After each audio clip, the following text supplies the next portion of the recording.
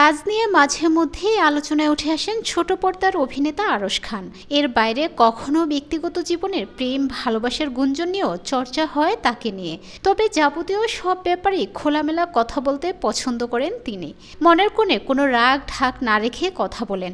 এক্ষেত্রে সংবাদ মাধ্যম ও সোশ্যাল মিডিয়ায় বেশ সক্রিয় অভিনেতা আরশ খান। ফেসবুক অ্যাকাউন্ট ও পেজে প্রায় সমসাময়িক বিভিন্ন ইস্যু নিয়ে কথা বলতে দেখা যায় তাকে। এবার কথা বললেন নাট্য নির্মাতা রাফাত মজুমদার রিঙ্কুর গ্রেপ্তার নিয়ে। রাজধানী ঢাকার গুলশান থানার একটি হত্যা মামলায় গ্রেপ্তার করা হয়েছে নির্মাতা রিঙ্কুকে। নির্মাতার বাইরে ঢাকা মহানগর উত্তর ছাত্রলীগের সাবেক সহসভাপতি তিনি। তার গ্রেপ্তারের ব্যাপারে গুলশান থানার ভারপ্রাপ্ত কর্মকর্তা তৌহিদ আলম সংবাদ মাধ্যমকে বলেন, গত 12 নভেম্বর গুলশান থানায় দায়ের হয় একটি হত্যা মামলায় গ্রেপ্তার করা হয়েছে রিঙ্কুকে। এদিকে নির্মাতা রিঙ্কুকে গ্রেপ্তারের খবর প্রকাশ্যে আসার পরই সোশ্যাল মিডিয়ায় নিন্দা ও প্রতিবাদ জানাচ্ছেন শোবিজ ইন্ডাস্ট্রির তারকা, নির্মাতা ও সহকর্মীরা। তাদেরই একজন অভিনেতা আরশ খান।